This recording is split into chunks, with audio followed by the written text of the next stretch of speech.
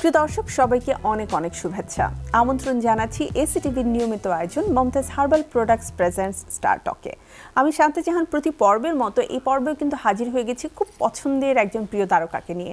তবে আমি একটা কথা বলতে চাই যে এই তারকাকে এখন আমরা পর্দায় বেশ মিস করি, কিন্তু তারপরেও তারকারা সবসময় জল করতে থাকে তার নিজ ভুবনে। তেমনি একজন রয়েছেন আমাদের সাথে, জনপ্রিয় অ্যাক্ট্রেস রত্না। অনেক অনেক শুভেচ্ছা রত্না, কেমন আছো? অনেক ভালো আছি, তুমি কেমন আছো? খুবই ভালো আছি, অনেক দিন পরে তোমার সাথে দেখা হলো এবং আমার ভীষণ ভালো লাগছে। মানে তোমার সাথে আমার অনেক ইন্টারভিউ, তাই না? অনেক। আমিও তোমাকে দেখে মনে হচ্ছে ঘরে আছি।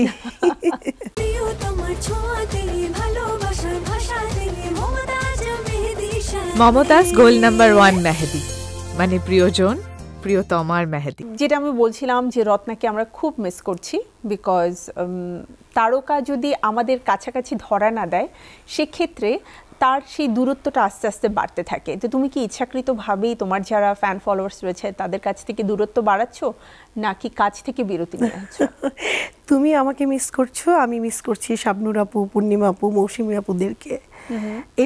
এই কথাটা বলার কারণ হচ্ছে কেউই কিন্তু কাজ করছে না আগের মতো। কাজ করছে না, এটার কারণ হচ্ছে কাজ হচ্ছে না। আমাকে না যে আমি একটা গ্যাপ নিয়েছি সেটা না, আমি শুরু থেকেই মুভি একটু মানে দেখা গেছে যে কখনো বেশি করছি কখনো কম করছি। সবাই জানো যে আমি স্টাডি করেছি, রাইট? কারণ 7 থেকে যখন স্টার্ট করেছি আমাকে মাস্টার্স পাস, আমি এখন অনেক দিন হয়ে গেছে মাস্টার্স শেষ করেছি। এই পর্যন্ত আমার কিন্তু গ্যাপ নিয়ে করতে হয়েছে। তো আমার কোয়ান্টিটি মুভির অনেক কম ছিল, যতটা হওয়ার কথা ছিল তার চেয়ে অনেক কম ছিল। অন্যান্য শিল্পীদের বেলা যেটা হচ্ছে, আমাদের ওই রকম তো মুভি হচ্ছে না, গ্লোবালাইজড হয়ে এখন মুভি কমে গেছে।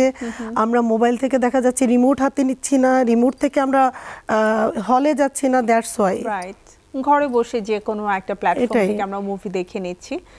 আমার মনে হয় না তুমি 2-3 বছরের মধ্যে রিমোট হাতে নিয়েছো। সত্যি কথা যেটা, হ্যাঁ, এটা অনেক সময় হয় যে আমাদের টেলিভিশনটা actually as like a show piece আমাদের ঘরে পড়ে থাকে, সেভাবে করে দেখা হয় না। তবে হ্যাঁ, খুব রিসেন্টলি খুব ট্রেন্ড চলছে যে মুভি দেখার।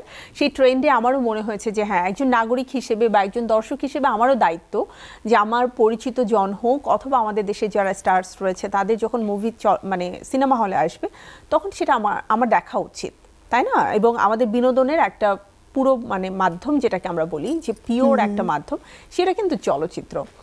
সো আমি একটু রত্নার কাছে জানতে চাই, ইতিহাস চলচ্চিত্রের এত ম্যাসিভ হিট, মানে ব্লকবাস্টার হিটের পরে কেন এই নায়িকা ডিসিশন নিল যে আমি একটু বেছে বেছে কাজ করবো? আমরা তো অন্যান্য নায়িকাদেরকে দেখেছি পড়াশোনা স্কিপ করে তারা টানা মুভি করছে। সো রত্না কেন ব্যতিক্রম? আমার আসলে ফিল্মে যে আমি কিভাবে এসেছি নিজেও জানি না, এটা আমার প্রফেশন ছিল না।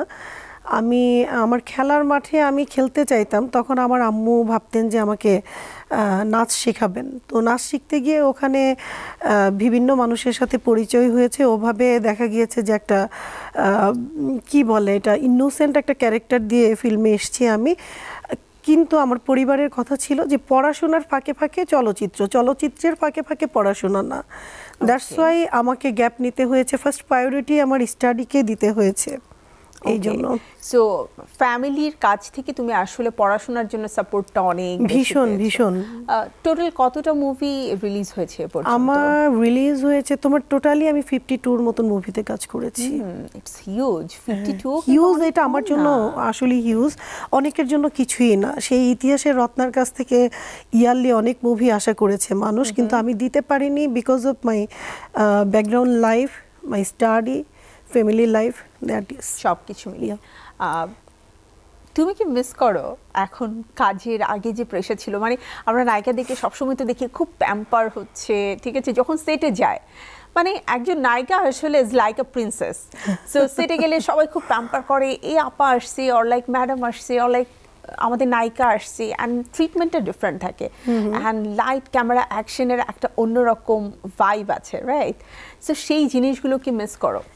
আমার লাইট ক্যামেরা অ্যাকশন আমাদের জীবনে মানে রিয়েল ম্যান যেটা, এই রিয়েল ম্যানগুলো হচ্ছে ক্যামেরাম্যান, মেকআপ ম্যান। এই ম্যানগুলোকে মিস করে না এমন কোনো আর্টিস্ট পৃথিবীতে নেই। নট অনলি আমাদের দেশ, ফুল ওয়ার্ল্ডে সব আর্টিস্ট এই ম্যানগুলোকে মিস করে, এই শুটিং স্পটকে মিস করে। বাট ওই ম্যাডাম বলবে আমাকে অনেক মানে একটা ব্যাপার স্যাপার যেটা এটা আমি কখনো নিতাম না। এটা আমাকে আমি নরমাল থাকতে পছন্দ আই ডোন্ট লাইক। আমি আপা, আমাদের রত্না, এই তুই, এই জিনিসগুলোতে ছোট বয়সে এসেছো তাই না? ছোট হলেও নায়িকাদের প্রতি একটা দেখা যায় যারা অনেক সিনিয়র ক্যারেক্টার করছে তারাও এসে ম্যাডাম বলছে, এটা হচ্ছে একটা জাস্ট ফর্মালিটিস মেইনটেইন করে। আমি এটা যে মেইন ক্যারেক্টারগুলো থাকে তাদেরকে আসলে প্যাম্পার এই ব্যাপারগুলো কেমন যেন আমার কানে লাগে। আমার বাসার দেখা গেছে কেয়ারটেকার আঙ্কেল, উনিও যদি আমাকে ম্যাডাম বলে আমি এটা নিতে পারি না। আই ডোন্ট নো মানে কেন এটা আমার হয়। আমি ওনাকে বলি যে হয় আন্টি বলেন, না হয় আপা বলেন, আমি এটা নিতে পারছি না। এই জিনিসগুলো আমার ভালো লাগে না, এটাকে মিস করি না। আমি মিস করি যারা আমাকে ডাকতেন, আমাদের রত্না, মামুনি কেমন আছো, আপা কেমন আছো, এই জিনিসগুলো এখনো আছে আমার। আসলে যাদের সাথে তুমি কাজ করতে, দে আর লাইক ইউর ফ্যামিলি মেম্বার্স। তো ফ্যামিলি মেম্বার্স মানে এক্সটেন্ডেড ফ্যামিলি মেম্বার্সদের যে একটা ভালোবাসা, তাদের কাছ থেকে যে একটা প্যাম্পার, ওইটা আমরা অনেক বেশি এনজয় করে, এটা আমি খুব বেশি পাই। এটার থেকে কিন্তু আমার খুব বেশি দূরত্ব হয়নি। কারণ তুমি জানো কিনা জানি না, আমি যতগুলো ইলেকশন করেছি, যেমন চলচ্চিত্র শিল্পী সমিতিতে আমি 4 বার ইলেকশন করেছি, সর্বাধিক ভোটে নির্বাচিত হয়েছি। এবারও লাস্টবার ইলেকশন করে আমি সর্বাধিক ভোট পেয়েছি। ফিল্ম ক্লাবে আমি 7 বার ইলেকশন করেছি, 7 বার আমি সর্বোচ্চ ভোট পেয়েছি। তো এই পাওয়াটার কারণ হচ্ছে ভালোবাসা। আমি তাদের সাথে এখনো ইন্টার রিলেটেড, আমার শিল্পীদের সাথে, আমার টেকনিশিয়ানদের সাথে, সবার সাথে সম্পর্কটাই এরকম যে আমার বাসায় ফ্লোরে আমরা সার্কেল করে মানে রোলিং করে করে করে করে কিন্তু একটা দেখা যাচ্ছে একটা লাঞ্চ, একটা ডিনার, কিছু একটা করছি। আমি ইন্টার রিলেটেড, আমি ছাড়তে পারি না যাদেরকে ধরি।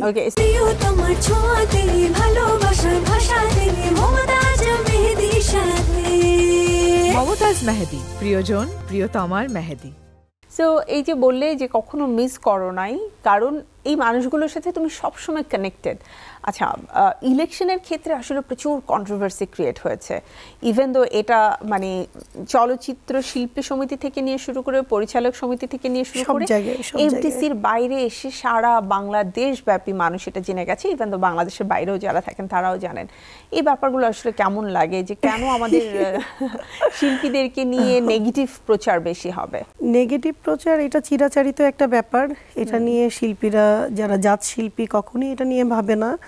কারণ দিন শেষে কে কেমন এটা প্রচার হয়ে যায়। আর ইলেকশনটা হচ্ছে সবখানি এখন সবাই তো ট্রাই করে যে একটা সমিতি গঠন হোক, এটা থেকে আমরা পাশ করে কিছু করার ট্রাই করি। সবাই কিন্তু ট্রাই করে, সব কমিটি ট্রাই করে। দ্যাটস ওয়াই ওভাবেই ইলেকশনটা হয়, ওভাবেই কমিটিটা দেখা যায় যে একটা কনস্টিটিউশন দাঁড় করানো হয়, যেটাকে ফলপ্রসূ করার জন্য সম্মিলিতভাবে একটা প্যানেল এসে কাজ করার ট্রাই করে। এবং করে বলে এখনও কিছু কিছু মুভি বা কিছু কিছু আমাদের যে প্রোগ্রামগুলোতে আমরা একত্রিত হচ্ছি, বা বিভিন্ন রিলস বলো, আর্টিস্টদেরকে দেখা যায়, এই কমিটিগুলো আছে বলেই কিন্তু, না হলে রিলসেও পাওয়া যেত না মুভির মতো। তো আমি বলবো প্রয়োজন আছে, যে কোনো জায়গায় একটা ইলেক্টেড পারসন দরকার আছে, তাহলে তুমি তোমার পছন্দের মানুষটাকে বসাতে পারবে এবং তার কাছে তোমার চাহিদাগুলোকে প্রকাশ করতে পারবে, তারাও কাজ করতে পারবে তোমাকে নিয়ে। চেষ্টা করতে তো দোষ নেই। সো ওই ট্রাইটা করতে গিয়ে আসলে কিছু ম্যাসাকার হয়ে গেছে, যেটা আমাদের শিল্পী পরিবারকে হবে, কনফ্লিক্ট হবে, এগুলো নিয়ে কথা হবে, এটাই। সো এবার একটু স্কিন কেয়ার নিয়ে আসি। যে নায়িকা মানেই আমরা সবসময় দেখি সে খুব পরিপাটি হয়ে চলতে পছন্দ করে, তাকে প্রচুর মেকআপও নিতে হয়, আবার একই সাথে স্কিনটাকেও ভালো রাখার জন্য চেষ্টা করতে হয়। সো রত্না অ্যাকচুয়ালি স্কিন কেয়ারের জন্য কি কি করে থাকে? সত্যি কথা বলতে আমি মেকআপ থেকে ভীষণ দূরে থাকি। এখনো হয়তো তোমার এটা কোনো জায়গায় গেলে নিচে কমেন্টস করবে, এত মেকআপ দিয়ে মেকআপ থেকে দূরে থাকে, মানে নেগেটিভ কমেন্টসের কিন্তু অভাব নেই। আমি দেখি তুমি যে কোনো ইন্টারভিউ, যে কোনো কিছু শিল্পীদের দেখতে যাবে, দেখবে নেগেটিভ কমেন্টসে ভরা, পজিটিভের চাইতে। তো নেগেটিভ করুক পজিটিভ করুক, এটাই সত্যি, আমি মেকআপ থেকে ভীষণ দূরে থাকি। আমার কাছে এটাই স্কিন কেয়ার, যে স্কিনে অতিরিক্ত। আমার এখনো মনে হচ্ছে যে তুমি, আমি এখনো জাস্ট একটু ব্লাশন তোমাদের এখানে দিয়ে দিলাম, এটাও দিয়ে আসি নাই। আমি চেয়েছিলাম ন্যাচারালি বসে যাব, আমার এটা ভালো লাগে এবং মনে হয় যে এই কাজগুলোই স্কিনটা ঠিক রাখে। যেমন আমার নানুকে দেখেছি, আমার দাদুকে দেখেছি, কিছুই ইউজ করতো না, তাদের স্কিন মৃত্যুর আগ পর্যন্ত টান টান ছিল, একটা স্মুথ ছিল। বাট আমরা এত কিছু করি, আমাদের স্কিন ঠিক রাখতে পারি না। তো দিন শেষে সায়েন্টিফিক ওয়েতে এটাই মনে হয়, সাইকোলজি এটাই বলে যে তারা কিছু ইউজ করতো না, এটাই হচ্ছে ভালো রাখার একটা কৌশল। আমি আমার নানুকে দেখেছি হয়তো মাথায় একটু সরিষার তেল দিবে, হাতটা মুছে ওই হাতটাই আসলে মুখে মুছে ফেলছে, ইভেন দো নারকেল তেল দিল সেটাই একটু মুখে মুছে হাতে পায়ে ডলে দিচ্ছে, ওটাই সীমার হয়ে যাচ্ছে, রিয়েলি স্মুথ এন্ড হচ্ছে ফেয়ার। ঠিক আছে, এক্সট্রা একটা গ্লো ছিল যেটা আমরা এখন অনেক কিছু ব্যবহার করে পাই না একদম। অ্যান্ড আগের দিন কিন্তু চুলের গোছাও সবার অনেক বেশি ছিল। সো এই যে ডে বাই ডে আমাদের এনভায়রনমেন্ট অ্যান্ড খাদ্যাভ্যাস সব কিছুর জন্য যেভাবে করে চেঞ্জ আসছে, তুমি তোমার হেলদি লাইফস্টাইল মেনটেন করার ক্ষেত্রে কোন বিষয়গুলোকে মাথায় রাখো? আমি অ্যাকচুয়ালি আমি আমার হেলথের দিকে নায়িকা হিসেবে যেটা থাকা দরকার এটা থেকে একটু বের হয়ে এসেছি, কারণ আমি যখন হেলথ কনসাস হই তখন আমার দেখা যায় আমার পড়াশোনায় তারপর সব কিছুতে একটু ঝামেলা তৈরি হয়। আমি যেহেতু ল প্র্যাকটিস করছি, প্রচুর প্রেশার থাকে, তখন আমি যদি ডায়েট করতে যাই আমার চুল পড়ে যাচ্ছে, টেনশন হচ্ছে, রাতে ঘুম হচ্ছে না। ডায়েট করলে তোমাকে ব্ল্যাক কফি খেতে হবে, গ্রিন টি খেতে হবে, ওগুলোর সাথে কিন্তু ঘুমের অনেক রিলেটেড। তো আমি এই ব্যাপারটা এখন যেহেতু আমাদের হাতে ছবি কম, তো এই ব্যাপারটা এখন করতে পারছি না। তো সামনেই চিন্তা করেছি যে আমি শুরু করব। 3-4 মাস 5 মাস একটা টাইম লাগে, খুব আর্লি এটাকে বার করে নিয়ে আসতে পারি। 6 মান্থ পিরিয়ড লাগে, এবং ইভেন দো তুমি যদি খুব দ্রুত রেজাল্ট চাও 100 ডেজ এর মধ্যেও কিন্তু possible. If you want, you can মানে take 100 days challenge. আসলে শুরু করেছিলাম নিজের সাথে নিজে বার্গেনিং করে, দেখা যায় ফেলিওর হয়ে যাচ্ছি। এই জন্য অ্যাকচুয়ালি তোমার টার্গেটগুলো একটু শর্ট টাইম করে নিতে হবে। যখনই তুমি একটু লং টার্মের মানে যে কোনো একটা টার্গেট নেবে, আমাদের যেটা হয় দিন শেষে না তুমি মোটিভেশন খুব কম পাবে, রাইট, ডিমোটিভেটেড হয়ে যায়। রাইট, আমাদের এখানে যেটা হয় লাইক তুমি জিমে যাচ্ছ, তোমার পাশে থাকা মানুষটা তোমাকে জিমে যাওয়ার জন্য অনেক বেশি মোটিভেশন না দিয়ে বরং আরো নেগেটিভিটি মানে বেশি দেবে। সেটা হচ্ছে জিম করছো, জিম করে কিছু হয় না, জিম কেন করো, মাসকুলার হয়ে যাবে, খেলেও মোটা না খেলেও মোটা যারা হয় তারা হয়, এই প্রচলিত কথা আছে। আমাকে ওগুলো এফেক্ট করে না, ছোটবেলা থেকে শুনতে শুনতে আমাদের মোটো হওয়া উচিত হচ্ছে এরকম যে আমার ভালোর জন্য যা যা করণীয় সেটা ডিসিশন রাইট আমি নিব, অন্য কারণ নয়।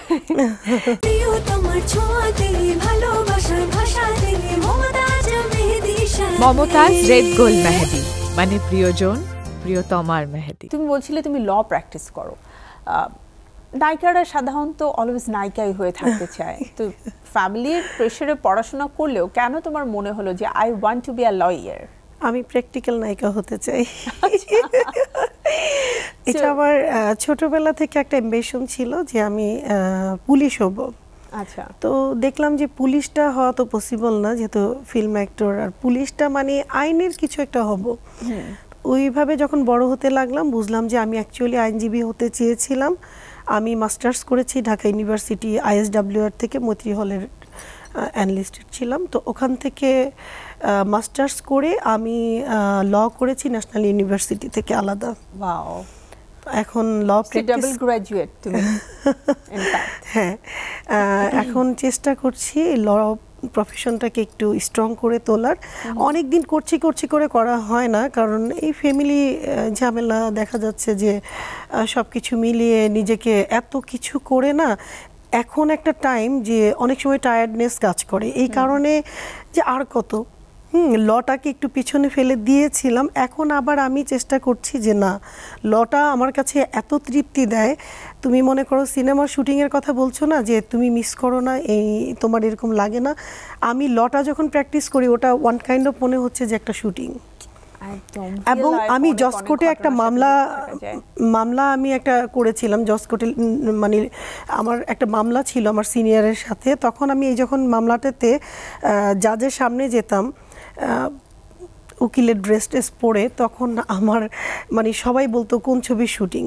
আমি তো আরো ইন্টারভিউতে কেউ ট্রাস্ট করতে পারে না যে আমি রিয়েল একজন আইনি শিক্ষানবিশ বা লয়ার একজন, এটা কেউ ট্রাস্ট করে না, সবাই মনে করে আমি শুটিং করছি। আচ্ছা, কি ধরনের কেসেস তোমার অ্যাকচুয়ালি ফেস করতে বেশি ভালো লাগে? আসলে আমি অনেক করিনি, লয়ার হচ্ছে লাইক কর্পোরেট না, আমি ক্রিমিনাল পছন্দ করি। আমি এখনো পরিপক্কভাবে কোনো সাইডে যাইনি। আমি ক্রিমিনালের মামলা কয়েকটা করেছি, আর এনআইএক্টের মামলা করেছি। আমি শিখছি। ওকে, সো অ্যাকচুয়ালি প্র্যাকটিস করছো, ক্যারিয়ারের শুরুটা হয়ে গেছে ডেফিনেটলি। তবে আমি একটু ধুমধারাক্কা, তো আমার মনে হয় ক্রিমিনালটাই আমাকে দিয়ে পসিবল আর কি। ডেফিনেটলি আমরা দেখব যে এই সেক্টরটাতেও তোমার অনেক সফলতা এসেছে ইনশাআল্লাহ। আচ্ছা, আরেকটা ব্যাপার একটু বলতে চাই, এই যে বললে যে অনেকেই আছে যে বলে যে কোন মানে মুভির শুটিং এর জন্য এসেছো, তো তুমি যখন মানে জাজের সামনে দাঁড়াও তখন তো হিয়ারিং করতে হয়, সো ওই হিয়ারিং করার সময় জাজ কি অ্যাকচুয়ালি নায়িকা রত্নাকে দেখে অর লাইক একজন লয়ার রত্নাকে? না, আমি ওইভাবে কোথাও প্রেজেন্ট হই না। আমি জাজের সামনে মামলা আমি 2-1টা যেটাই করেছি, আমার সিনিয়র ছিলেন, সিনিয়রের সাথে ছিলাম, কথা বলার মতন বা নিজে ওই টাইপের লয়ার হলে এটা তুমি নিজেই দেখতে যে আমি এটা আমার ইন্টারভিউ নিয়ে বলতে হতো না, আমি যেটা করি 100% দিয়ে করি। ছোট ছোট ছোট ছোট কিছু কাজ করে শেখার চেষ্টা করছি। এবং আমি যদি নায়িকা জানিও ভুলে যাবেন, জাজ বলো, আমার টিচার বলো, বাসার আমার বন্ধুরা বলো, আমার পাশে যারা পড়াশোনা করেছে, আমি তো 7 থেকে নায়িকা, মাস্টার্স, অনার্স, তারপরে ইন্টার, সবখানে তো আমার ফ্রেন্ড ছিল, ওরা ভুলেই যেত আমি সিনেমার নায়িকা। কারণ আমি অ্যাকচুয়ালি তুমি যখন যেখানে থাকো তখন সেই জায়গাটা একদম আমি মিশে যেতে পারি, আমি মাটিতে বসে খেতে পারি, তুমি খুব পর্শ কোথাও নিলে ওখানেও খেতে পারবো। আমি মুক্ত মনা মানুষ। আমি ভুলে মানে আমাকে যদি ভুলেও মনে হয় যে তাদের থেকে আমি আলাদা, আমি এটাকে খুব ইনসাল্ট ফিল করি। আচ্ছা, যেহেতু ক্রিমিনাল ল প্র্যাকটিস করার ইচ্ছে তোমার কি মানে নারীদের রিলেটেড যে মানে কেসেসগুলো হয় বা বর্তমান সময়ে যে একটা অস্থির অবস্থা, নারী কেন্দ্রিক অনেক ঘটনা ঘটে যাচ্ছে বিচ্ছিন্নভাবে, এগুলো নিয়ে তোমার কি মুভ করার ইচ্ছা আছে? সত্যি কথা, একটা ভালো পয়েন্ট। আমার একটা ড্রিমই ছিল যে আমি নারীদেরকে একটা হেল্প করব। অনেক নারীরা কিন্তু লিগ্যাল এইড পায় না। রাইট, অনেকেই আছে হয়তো অনেক নারীরা অ্যাবিউজ হচ্ছে, না বেয়ার করার মতো নেই। আমি তাদের পাশে দাঁড়াবো। কেন? নায়িকা রত্না যখন উকিল হয়ে একটা মানুষের পাশে দাঁড়াবে, তার কিন্তু অনেক কিছু করার থাকে।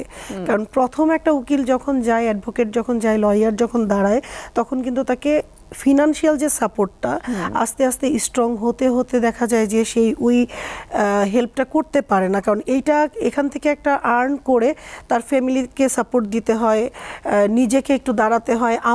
আমি দাঁড়িয়ে থাকার পরে ওখান থেকে আমি যেটা আর্ন করব সেটা আমার আর্ন না। আমি মনে করব যে একটা মানুষের পাশে দাঁড়াতে পারি, এবং এই মানুষগুলোর জন্যই আমি নতুন করে যুদ্ধ করছি। এখনো লয়ার, অ্যাডভোকেট আমি নিজেকে মনেই করি না, কারণ আমি এখনো শিক্ষানবিশ, আমি এখনো শিখছি। তো আমি যখন শিখে যাব, আমি ডেফিনেটলি আমার শেষ জীবনটা আমি যেন মানুষের পাশে এভাবে দাঁড়াতে পারি, এবং আমি খুঁজে খুঁজে নারীদেরকে বের করব যাদের পাশে আমি দাঁড়াবো। আমাদের অনেক অনেক শুভকামনা থাকবে সবসময়, এবং ভালো কিছু প্রত্যাশা আশায় আছি।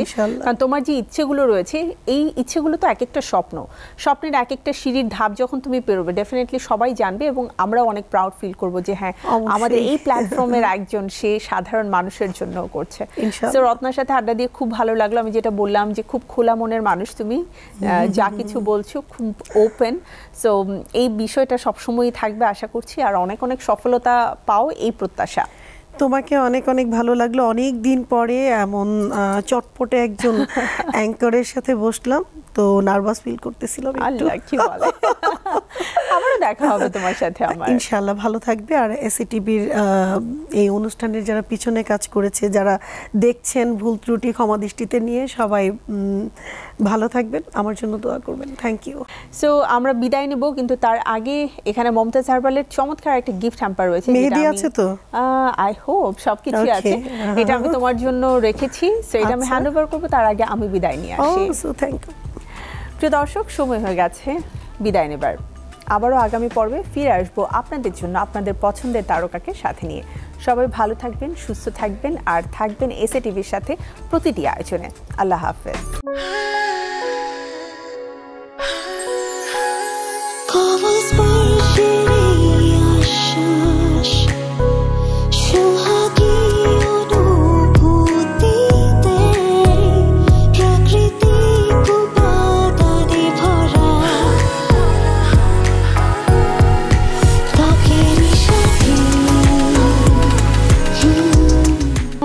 নাম্বার 1 হেয়ার রিমুভাল ক্রিম, সৌন্দর্যের আত্মবিশ্বাস।